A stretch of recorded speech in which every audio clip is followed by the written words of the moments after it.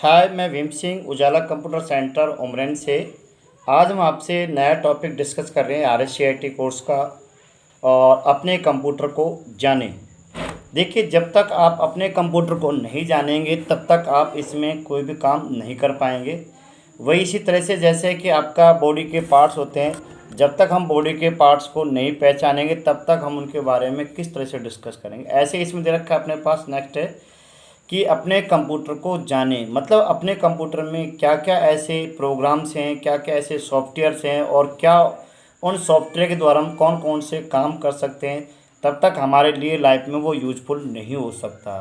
तो सबसे पहले देखिए, अपने कंप्यूटर को जानने के लिए सबसे पहले हमारे पास चैप्टर आता है जिसमें आता है ऑपरेटिंग सिस्टम। देखिए, कंप्यूटर का सबसे जो अहम पार्ट होता है वो ऑपरेटिंग सिस्टम होता है। दूसरा पार्ट होता है उसका हार्डवेयर। ये कह सकते हैं बिना हार्डवेयर के सॉफ्टवेयर अधूरा है, बिना सॉफ्टवेयर के हार्डवेयर अधूरा है। जो हमने पिछले वीडियो में हमने आपसे डिस्कस किया था कि सॉफ्टवेयर 3 टाइप्स के होते हैं, जैसे सिस्टम सॉफ्टवेयर, एप्लीकेशन सॉफ्टवेयर और यूटिलिटी सॉफ्टवेयर। तो हमने इसमें बात करी थी सिस्टम सॉफ्टवेयर। जब तक आपका हार्डवेयर के साथ सिस्टम सॉफ्टवेयर का कम्युनिकेशन नहीं होगा तब तक आपका कंप्यूटर काम नहीं करेगा। अब देखिए, ऑपरेटिंग सिस्टम ही एक ऐसा है जो जो एप्लीकेशन और एप्लीकेशन यूजर से इंटरफेस करते हैं आपस में। इनके बिना कोई भी काम आपका नहीं हो सकता। अब देखिए, सबसे पहले हम बात करें, शुरुआत में ऑपरेटिंग सिस्टम आपका डॉस था। डॉस के बाद 95, फिर 98, फिर एक्सपी के रिस्पेक्ट 1, 2, 3 और 4। फिर आप ऑपरेटिंग सिस्टम में और भी बहुत सारे आए थे आपके पास, जैसे कि सर्वर 2000, सर्वर 2003, सर्वर 2008, 12, 16, इस तरह से Windows Vista, Windows 7, Windows 8, Windows 11 भी आ गया है, 12। इस तरह से मार्केट में एंटी सर्वर और यूनिक्स एंड लाइनेक्स, ये सारी आप ये कह सकते हैं ऑपरेटिंग सिस्टम या कंप्यूटर की आत्मा भी बोल सकते हैं इन सारे के द्वारा। ये सब के सब आपके कहीं ना कहीं ये आपके ऑपरेटिंग सिस्टम कहीं ना कहीं किसी कंप्यूटर में आपको चलते हुए दिखाई देंगे। परंतु हमारे जो इस अध्याय में हमसे बात करें अपने कंप्यूटर को जाने, तो इसमें हमारे पास 4 लिए हैं। यूजर कम्युनिकेशन करता है एप्लीकेशन से, एप्लीकेशन कम्युनिकेशन करते हैं ऑपरेटिंग सिस्टम से, ऑपरेटिंग सिस्टम कम्युनिकेशन किससे करता है, हार्डवेयर से। यदि ये चारों का कम्युनिकेशन नहीं हो पाएगा तो प्रॉपर वे में आपका कंप्यूटर बिल्कुल भी काम नहीं कर पाएगा। अब देखिए, कंप्यूटर सिस्टम की संरचना में 3 लेयर लिए हैं। सबसे पहले hardware, system software, application software.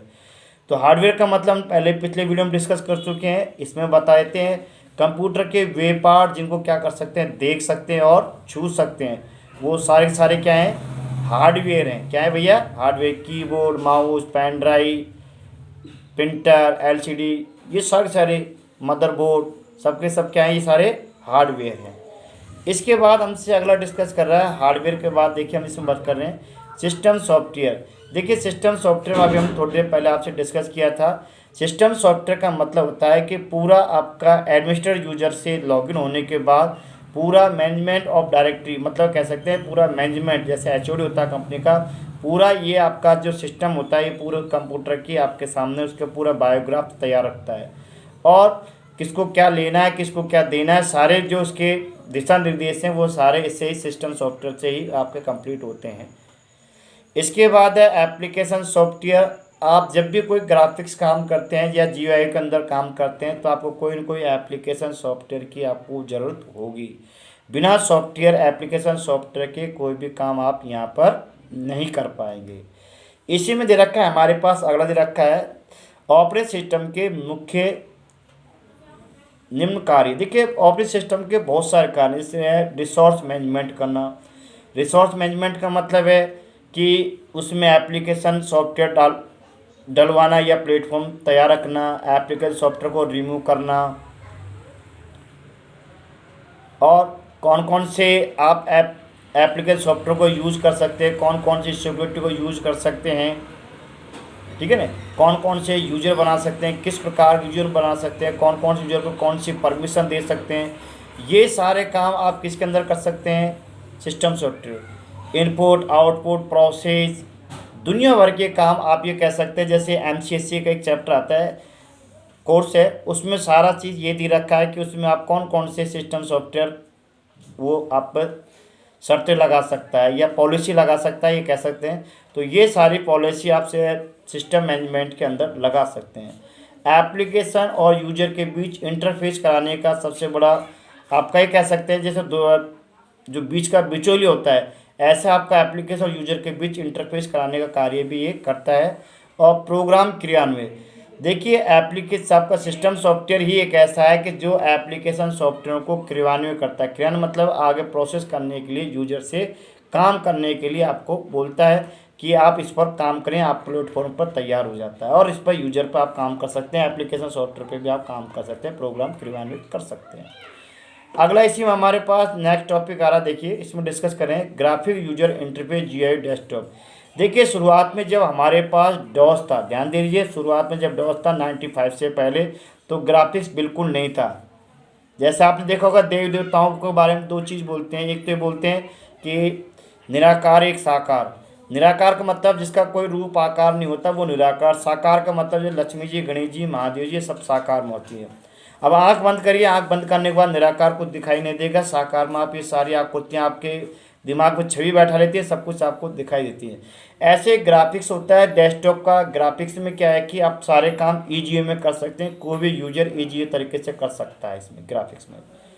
जैसे आप मुझे देख रहे सब क्या है, ग्राफिक्स ही तो है, नहीं तो सारा काम कमांड बेस होता है। कमांड बेस तो कमांड बेस ही काम होता है। अब देखिए इसमें हम बात कर रहे हैं ग्राफिक यूजर इंटरफेस के साथ आधुनिक विंडो ऑपरेटिंग सिस्टम के कुछ वर्जन आए, विभिन्न कार्यों को पूरा करने की क्षमता प्रदान करते हैं। देखिए बहुत सारे ऑपरेटिंग सिस्टम आए, इनके द्वारा बहुत सारे कार्य, जैसे आपका पास इमेज स्कैनिंग करना, आप इसमें आप विजुअल इमेज स्कैनिंग भी कर सकते हैं, आप किसमें ग्राफिकल में कर सकते हैं।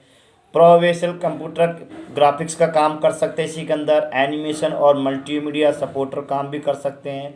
दिव्यांग लोगों के लिए आप जैसे मूक बधिर हैं, बहरे, आंधे हैं या इस तरह के और भी कोई विकलांगति है, तो उनको भी आप इस पर कंप्यूटर पर काम कर सकें। इनके लिए अलग से ऐप तैयार किए गए या एप्लीकेशन सॉफ्टवेयर तैयार किए गए। देखिए इसमें आप जो ग्राफिक्स की बात करते हैं GUI में, GUI में क्या है कि आप कीबोर्ड और माउस से भी आप ईजी से काम कर सकते हैं। जैसे आप शुरुआत में कंप्यूटर सीखते हैं तो आप फटाक से माउस का हाथ लगाते हैं, सबसे पहले दोस्ती माउस से होती है और माउस से फटाक दें दोस्ती करने के बाद, फ्रेंडशिप करने के बाद आप कीबोर्ड से भी कर लेते हैं। ये सारे काम आप इसके अंदर कर सकते हैं।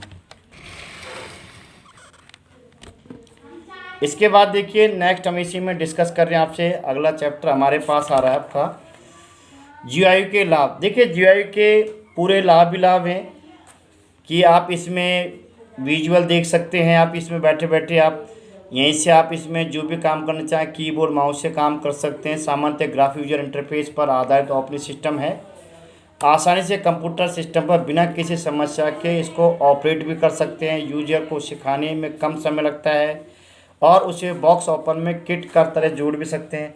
मतलब कुल मिला के बात यह है कि जो ग्राफिक्स के जो सारे कार्य हैं, आप जैसे पेंटिंग इसी तरह सिखा सकते हैं, किसी एप्लीकेशन सॉफ्टवेयर पर काम करना सिखा सकते हैं, नेट पर ब्राउजिंग कर सकते हैं। ये सब किसके द्वारा कर सकते हैं? GUI के द्वारा कर सकते हैं, ये सारे काम कर सकते हैं, ठीक है। और GUI के हानि क्या है? हानि सबसे बड़ी एक ही हानि है कि इसकी जो कह सकते हैं कि डाटा स्टोरेज है, कैपेसिटी बढ़ जाती है। क्योंकि ग्राफिकल में क्या होता है कि इमेज वीडियो की ज़्यादा ग्राफिक्स ज़्यादा लेता है। जैसे MP3 और वीडियो की बात करें तो MP3 में तो डाटा कम स्पेस गिरता है और वीडियो में डाटा ज़्यादा गिरता है। तो इस तरह से ग्राफिक्स में क्या है कि आपका ज़्यादा डाटा स्पेस गिरता है हार्ड डिस्क का, बाकी इसके अलावा और इसमें कोई दिक्कत नहीं आती है। इसके बाद देखिए आपका जो विंडो 10 है वो आपका इसी पर्पज़ से बनाया गया, ग्राफिक के तौर बनाया गया है। और इसमें विंडो 10 के बहुत सारे जो आपके पार्ट्स आए हैं, जैसे इसमें वर्जन्स आए, जैसे आपके पास विंडो 7 है, 8 है, 8.1 है। जो नया वर्जन रिलीज हुआ है जो 29 जुलाई और 2015 को रिलीज किया गया था। और इनमें बहुत सारे ऑपरेटिंग सिस्टम भी आए, जैसे हमने अभी पिछले अध्याय में अभी थोड़ी देर पहले डिस्कस किया था।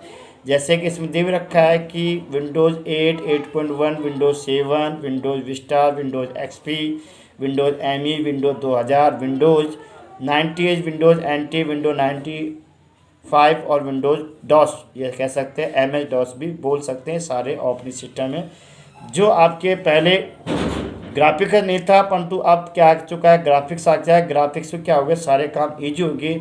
हर यूजर, हर लर्नर ईजी तरीके से कंप्यूटर कोर्स सीख सकता है। ठीक है, तो आगे चलें। विंडोज़ 10 को इंटरफेस को समझना। देखिए जैसे 7 था ऐसे विंडो 10 भी है। इसके इंटरफेस को हम समझने का प्रयास करेंगे। डेस्कटॉप एरिया, देखिए जैसे विंडोज 7 का डेस्कटॉप एरिया होता है, कंप्यूटर का जो पहली स्क्रीन आती है उसको हम बोलते हैं डेस्कटॉप एरिया बोलते हैं। उस पर आपको कंप्यूटर के आइकन दिखाई देंगे, रिसाइकिल के दिखाई देंगे, कुछ और आपके ऑफिशियल वर्क के जो काम करते हैं वो आइकन भी आप यहाँ देख सकते हैं। जैसे इंटरनेट एक्सप्लोर का आइकन है, एनी अदर आइकन आप देख सकते हैं। ठीक है, इसी पर आप टास्क बार भी देख पाएंगे। टास्क बार के द्वारा यूजर इंटरफेस की स्क्रीन के नीचे आप बॉटम में बार दिख होगी, जिसके कई विशेषता होती है। माउस बटन आपको दबाते हुए ड्रैग करने पर इस बार को किसी भी इच्छित किनारे पर आप खींच सकते हैं। जैसे माउस से आप क्लिक दबाएंगे और इस टास्क बार को आप टॉप बॉटम लेफ्ट राइट कहीं भी आप इसको मूवमेंट कर सकते हैं, घुमा सकते हैं, मतलब एक जगह से दूसरी जगह रोटेट कर सकते हैं। ठीक है, आइकन डेस्कटॉप के जो आपको दिखाई देगा उस पर बहुत सारे आइकन दिखाई देंगे, अलग अलग प्रोग्राम के आइकन, जैसे फोल्डर भी दिखाई देंगे, शॉर्टकट आइकन भी आप देख सकते हैं इस पर डेस्कटॉप पर। सिस्टम ट्रे भी दिखाई देगा। सिस्टम ट्रे का मतलब है एज ए रिसाइकल बिन भी बोल सकते हैं। इसमें जितने भी आप फाइलें डिलीट करते हैं वो सारी फाइलें आपको सिस्टम ट्रे में दिखाई देंगी। इसमें क्विक लॉन्च आइकन, ये आइकन भी बटन होते हैं। कुछ बटन वास्तविक बटन होते हैं, कुछ बटन तो ऐसे होते हैं वास्तविक जिन पर क्लिक करते हैं एप्लीकेशन सॉफ्टवेयर खुल जाता है। कुछ ऐसे होते हैं क्विक बटन जिन पर क्लिक करते हैं और उसके अंदर कुछ और एप्लीकेशन सॉफ्टवेयर ओपन होते हैं, कुछ और ऐप उसके अंदर आपको दिखाई देते हैं। शॉर्टकट आइकन, देखिए किसी प्रोग्राम का शॉर्टकट आइकन भी बना सकते हैं। उस पर राइट क्लिक करके प्रॉपर्टी में जाएंगे तो वहाँ आपको शॉर्टकट की दिखाई देगी, वहाँ से आप उस पर कोई भी की डालेंगे तो वो शॉर्टकट आइकन बन जाएगा।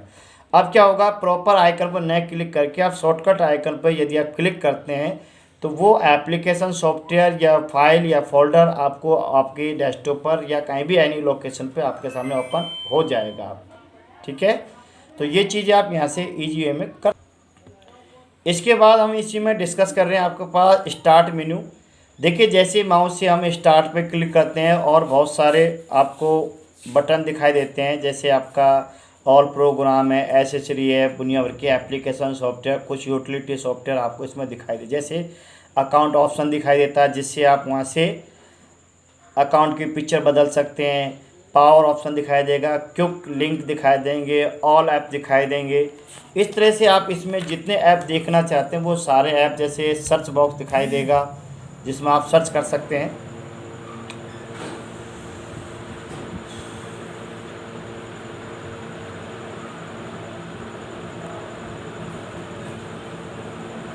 फेवरेट ऐप को पिन करना, फेवरेट ऐप पिन का मतलब होता है कि यदि आप किसी प्रोग्राम को पहले फर्स्ट प्रायोरिटी में रखना चाहते हैं, पहले आपको वो दिखाई दे, तो आप फेवरेट ऐप को पिन करके भी आप उसका यूज कर सकते हैं।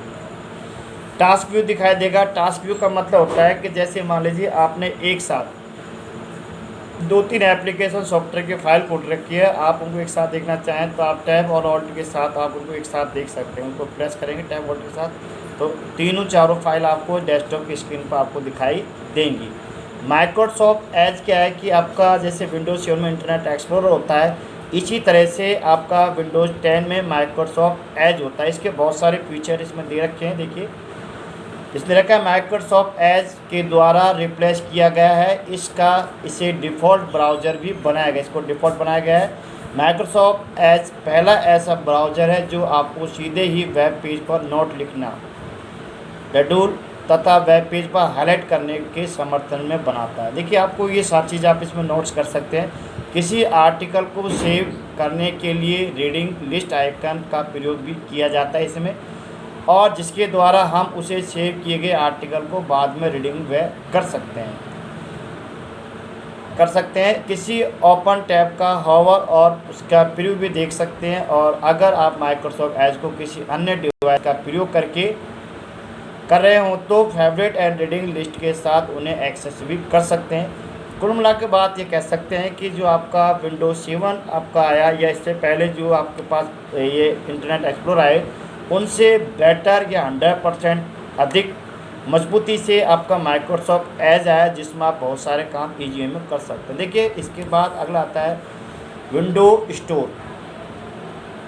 इसमें आप विंडो स्टोर में वीडियो गेम्स ऐप्स डाउनलोड कर सकते हैं और इसका आइकन टास्क बार में आपको दिखाई देता है। इसके बाद है कोरोटोना।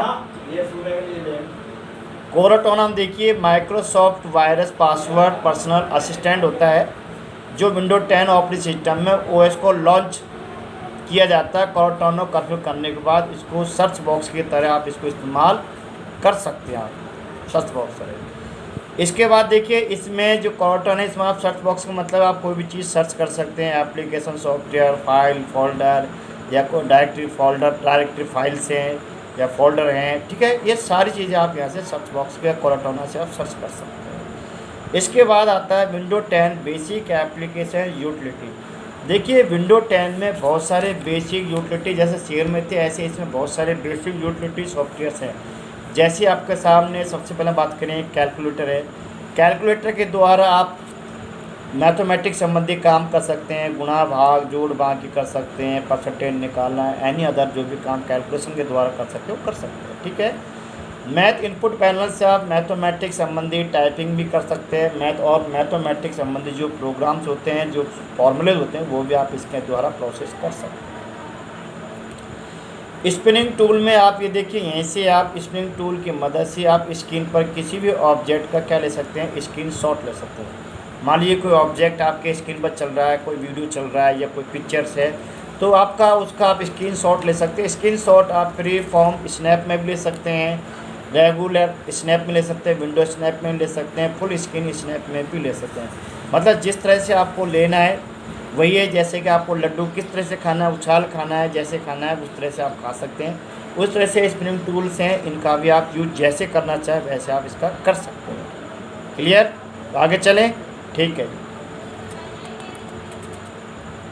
इसके बाद हमसे नेक्स्ट बात कर रहा है कि कुछ सेटिंग निम्न है जिनके आप मोबिलिटी सेंटर में पाएंगे। जैसे ब्राइटनेस कर सकते हैं, इसी में वॉल्यूम चेक कर सकते हैं, बैटरी स्टेटस है, वायरलेस नेटवर्क है, स्क्रीन रोटेशन है, एक्सटर्नल डिस्प्ले, सिंक सेंटर, ये सारे काम इसके अंदर आप कर सकते हैं। किसके अंदर? विंडो 10 के अंदर। अब देखिए इसमें एक छोटा सा एप्लीकेशन सॉफ्टवेयर है जिसको यूटिलिटी में बोला गया है, जिसका नाम है पेंट। शुरुआत में सबसे पहले बच्चे यदि कंप्यूटर सीखते हैं तो सबसे पहले दोस्ती पेंटिंग से होती है। घर बनाना, फूल बनाना, पत्ती बनाना, कुछ भी जैसे शुरुआत में स्कूल जाते हैं कुछ न कुछ करते हैं, ऐसे इस पर पेंटिंग पे भी आप बहुत सारी चीज़ें पहला इनका गुरु या टीचर बोलते हैं, पेंटिंग को ही बोल सकते हैं। क्योंकि सबसे पहले ज़्यादा का 99% टीचर्स हैं जो सबसे पहले बच्चों को पेंटिंग ही सिखाते हैं। क्लियर है? आगे चलें।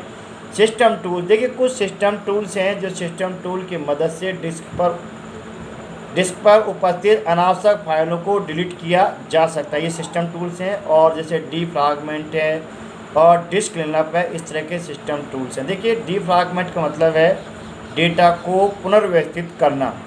ये हमारे डिस्क क्लीनअप और डीफ्रैगमेंट कई बार एग्जाम में भी क्वेश्चन पूछे जाते हैं, घुमा फिरा के क्वेश्चन कई बार आते हैं। देखिए मूवमेंट वही होता है, बस थोड़ा सा जैसे मैं कैसा हूँ, जैसे मेरे उजाला कंप्यूटर सेंटर है। अब एक बात आपका प्रश्न दे दिया उजाला कंप्यूटर सेंटर का रास्ता कौन सा है, तो एक बात दे दिया यहाँ से आप इधर से आ सकते हैं। परंतु भैया उजाला कंप्यूटर सेंटर के बहुत सारे रास्ते हैं, किसी भी रास्ते से आप आ सकते हैं। तो ऐसे ही आपका क्वेश्चन है डिस्प्ले पर डीफ्रैगमेंट का, कोई सा भी आपसे किसी तरह से मूवमेंट आपसे पूछा जा सकता है, ठीक है। तो हम बात करें डीफ्रैगमेंट। डीफ्रैगमेंट मतलब है डेटा को पुनर्व्यवस्थित करना। कहने का मतलब है कई बार क्या होता है, जैसे मान लीजिए आपने कोई आपके हार्ड डिस्क में कोई डिलीट आपने फाइल डिलीट कर दी, कई बार करिए मान लीजिए, तो जहाँ से आप डिलीट करते हैं आपकी फाइल होती है वो आपकी लोकेशन खाली रहती है। और खाली रहने के बाद यदि आप दोबारा उसको डीफ्रैगमेंट करते हैं तो वो खाली जगह भर जाती है, स्पेस भर जाता है, और उससे क्या होता है डेटा आपका पुनर्व्यवस्थित हो जाता है और कंप्यूटर फटाफट आपको सर्च करके दे देता है। डीफ्रैगमेंट से आपको 10 दिन में, 15 दिन में, महीने में एक बार डीफ्रैगमेंट करना चाहिए, इससे कंप्यूटर की आपकी स्पीड तेज हो सकती है। Disc cleanup. डिस्क क्लीनअप का मतलब है कि जो अननेसेसरी फाइल्स हैं, टेम्परेरी फाइल्स हैं या अदर जो कुकीज़ हैं, उन सभी को क्या कर देता है, साफ़ कर देता है। जैसे आप दिवाली पे करते हैं, देखो कर आप दिवाली पे घर का सारा कचरा बाहर निकाल देते हैं, डिस्क क्लीनअप कर लेते हैं, और फिर दोबारा से आपका जो आपका कह सकते हैं उपयोगी डेटा है उसको आप रख लेते हैं, या उपयोगी सामान उसको रख लेते हैं। डिफ्रैगमेंट मतलब यही है, घर में जैसे आप रोज़ सब साफ सफाई करते हैं, जैसे कप प्लेट जमाना उस तरह से दोबारा व्यवस्थित करते हैं। ठीक है, क्लियर समझ में आ गया दोनों का अंतर? और समझ नहीं आए तो मुझे कमेंट कर देना और एक आपको अच्छा सा वीडियो बना देंगे। ठीक है, आगे चलें भैया, नेक्स्ट देखिए। विंडोज़ फाइल एक्सप्लोर करना। देखिए जैसे ही आप राइट क्लिक करते हैं किसी फाइल को, मतलब इस तरह से बड़ा व्यूमेंट करना चाहें तो आप किसी फाइल को एक्सप्लोर कर सकते हैं और किसी भी डायरेक्टरी का स्ट्रक्चर और पाथ भी आप सर्च कर सकते हैं। जैसे सपोज कीजिए, देखिए मैं आपके पास कर रहा हूँ डिस्कस। देखिए यदि कोई डायरेक्टरी का स्ट्रक्चर पार्ट ढूंढना चाहें तो आपके लिए उसके लिए स्टोरेज डिवाइस चाहिए, जैसे फ्लॉपी डिस्क है, हार्ड डिस्क है, सीडी है, डीवीडी है, पेन ड्राइव है। ये इस तरह से आपके पास आ सकते हैं, इनसे आप किसी फाइल की लोकेशन सर्च कर सकते हैं। ये सभी डिवाइस कैसी हैं? स्टोरेज डिवाइस ही हैं। हम बात करें थोड़ा सा हल्का सा आपका फ्लॉपी ले लेते हैं, कई बार एग्जाम में आपसे पूछ जाता है। देखिए जो ए और बी ड्राइव लेटर होता है वो फ्लॉपी के लिए एग्जाम में केवल पूछ जाता है कि ए बी ड्राइव लेटर किसके लिए, फ्लॉपी के लिए। बाकी सी से लेकर जेड तक कोई भी ड्राइव लेटर आप किसी को भी दे सकते हैं।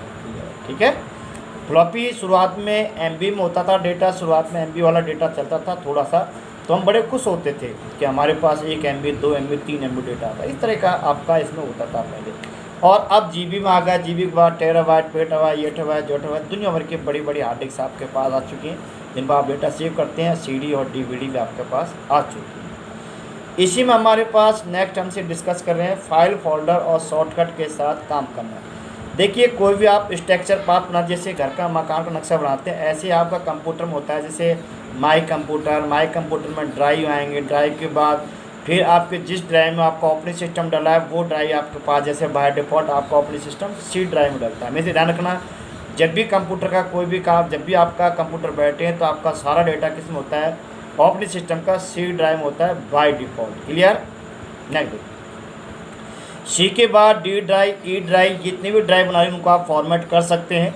उनमें कोई यदि आप कोई ऑपरेटिंग सिस्टम डालते हैं और आपका ऑपरेटिंग सिस्टम डैमेज हो चुका है तो घबराने की कोई ज़रूरत नहीं है, क्योंकि आपकी सी ड्राइव ही फॉर्मेट होगी और उसमें कुछ एप्लीकेशन सॉफ्टवेयर आपने डाल रखे वो रिमूव होंगे। नए आप ऑपरेटिंग सिस्टम डालेंगे तो उसमें वो एप्लीकेशन सॉफ्टवेयर डाल सकते हैं।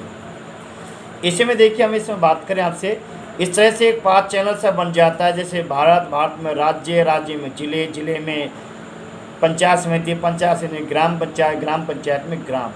इस तरह से एक आपका स्ट्रक्चर पाथ इसमें बन जाता है। उसी हिसाब से आपका कंप्यूटर कोडिंग करके डेटा को आपके सामने दिखाता, रिप्रेजेंट करके दिखा देता है।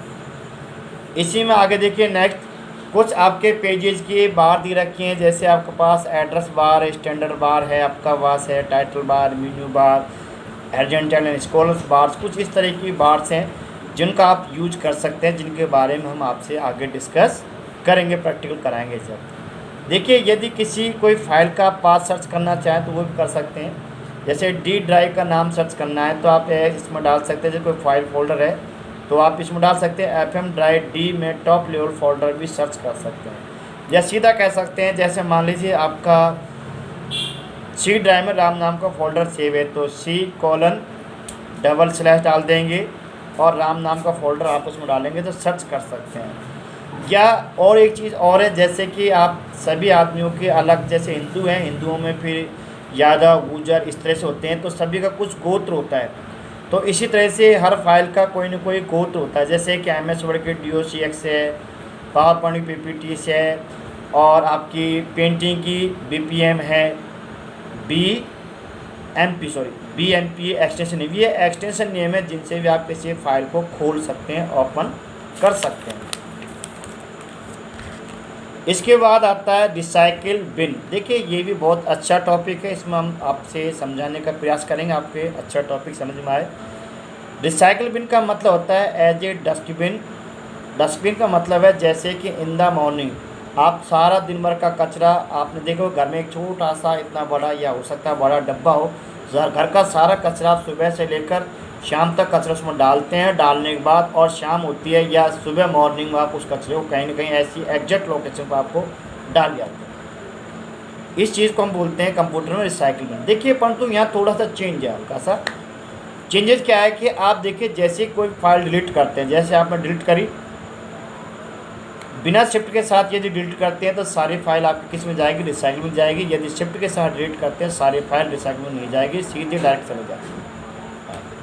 वही साहब है, जैसे किसी गलत दबा रहे हैं, हल्का से दबाएंगे तो रिसाइकिल मिल जाएगी, और ज़्यादा दबा दिया तो रिसाइकिल से बाहर चले जाएंगे। तो इसी तरह से इसमें है कि आप इसमें कोई भी फाइल को आप डिलीट करें तो सबसे पहले ध्यान दीजिए, डाटा एंट्री का नंबर 1 रूल है, जब भी फाइल डिलीट करें बिना शिफ्ट के साथ डिलीट करें, ठीक है। नंबर 2, जैसे क्यों बता रहा हूँ, ये रीज़न इसलिए है कि मान लीजिए आप बिना शिफ्ट के साथ डिलीट करेंगे तो आपकी फ़ाइल किस में पड़ी रहेगी, उसमें रिसाइकिल बिन में, और आपको लगा घंटा 2 घंटे बाद यार मेरी वो फाइल इंपॉर्टेंट थी, मेरा वो डेटा इंपॉर्टेंट था, तो आप उसमें रिसाइकिल बिन पर क्लिक करके और उस डेटे को आप क्या कर सकते हैं, रीस्टोर कर सकते हैं। रीस्टोर करने मतलब जिस लोकेशन से आपने डिलीट किया था उसी लोकेशन में वो डेटा चला जाएगा आपके पास और उसका यूज कर सकते हैं। तो हमेशा ध्यान रखना, डाटा एंट्री काम करें जब भी आप कोई भी काम करें तो उसको क्या करें, सीधा ये नहीं कचरे पात्र को बाहर फेंकें, आप उसको उसमें रिसाइकिल में डालें 2 दिन 4 दिन 5 दिन, यदि आपको नहीं लगे महीना 2 महीना तो आप उसको डिलीट कर सकते हैं, ठीक है। तो कैसे करना है, बिना शिफ्ट के साथ करोगे तो बाय डिफ़ॉल्ट सीधा बाहर चला जाएगा। अब हम अगला बात करें एक अनुप्रयोग एप्लीकेशन शुरू करना। देखिए आपका जो विंडो 10 है इसमें बहुत सारे एप्लीकेशन सॉफ्टवेयर हमारे पास हैं। देखिए तो सबसे पहला आता है वर्डपैड। देखिए वर्डपैड आपका माइक्रोसॉफ्ट वर्ड की तरह ही है, बस इसमें थोड़े से फीचर्स आपको अलग अलग दिखाई देंगे। जैसे आपके पास दे रखा है कि डॉस के बाद आपका 95 विंडोज़ आया, जब से इसमें माइक्रोसॉफ्ट वर्ड, नोटपैड, ये पेंटिंग, ये कुछ एप्लीकेशन सॉफ्टवेयर आपको इसमें डले हुए दिखाई देते हैं। ये शुरुआत में यूजर इंटरफेस के लिए कि आप इसमें यदि MS वर्ड नहीं हो तो आप इसमें भी काम कर सकते हैं। जैसे हमने एक एक्सेल में आपसे टॉपिक डिस्कस किया था, टेक्स्ट टू कॉलम। यदि आपके कंप्यूटर एक्सेल नहीं हो तो आप वर्डपैड, नोटपैड, MS वर्ड में उस पर काम करेंगे, और जब कभी एक्सेल डल जाए तो उसको आप उसमें कन्वर्ट कर सकते हैं। तो ये चीज़ इसमें है कि ये चीज़ इसमें, और इसको अब आपका जो वर्डपैड है बहुत अच्छा डिज़ाइन किया गया है पहले भी तो, और इसमें सारी चीज़ आप MS वर्ड की तरह भी काम कर सकते हैं। इसके बाद है माइक्रोसॉफ्ट पेंटिंग में आप पेंटिंग संबंधी काम कर सकते हैं। कुछ आपको रेडीमेड शेप दी जाती है जिनके द्वारा आप शेप के द्वारा वो सारे काम कर सकते हैं पेंटिंग संबंधी, घर झोपड़ी बनाना, ड्राइंग बनाना, जिससे आपका हाथ साफ हो जाए, सारे काम कर सकते हैं। टाइपिंग प्रैक्टिस, आप इसमें विंडो 10 में आप अपने सिस्टम में टाइपिंग सॉफ्टवेयर भी डाल सकते हैं। ईजीए में घर बैठकर आप टाइपिंग भी कर सकते हैं, ठीक है। परंतु आपको बेटर ये है कि शुरुआती दौर में आप किसी भी एजुकेशन सेंटर पर जाएं या किसी साइबर कैफ़े पर जाएं जो आपका जानकार हो टाइपिंग का, उससे कुछ आप लेसन सीखें। लेसन सीखने के बाद जब आपको लेसन कंप्लीट हो जाए तो आप घर बैठ कर टाइपिंग कर सकते हैं। मैं नहीं कहता कि इंटरनेट से नहीं कर सकते या टाइपिंग सॉफ्टवेयर से भी नहीं कर सकते हैं, परंतु यदि आपको ऐसा लगे कि आपको कम समझ में आ रहा है या कुछ इस तरह का आपके साथ कोई प्रॉब्लम्स है तो आप टाइपिंग प्रैक्टिस से सॉफ्टवेयर से आप कर सकते हैं। इसमें आपकी ये 4 अंगुलियाँ चलती हैं, अंगूठे हैं जो स्टेप पर चलते हैं, इस तरह से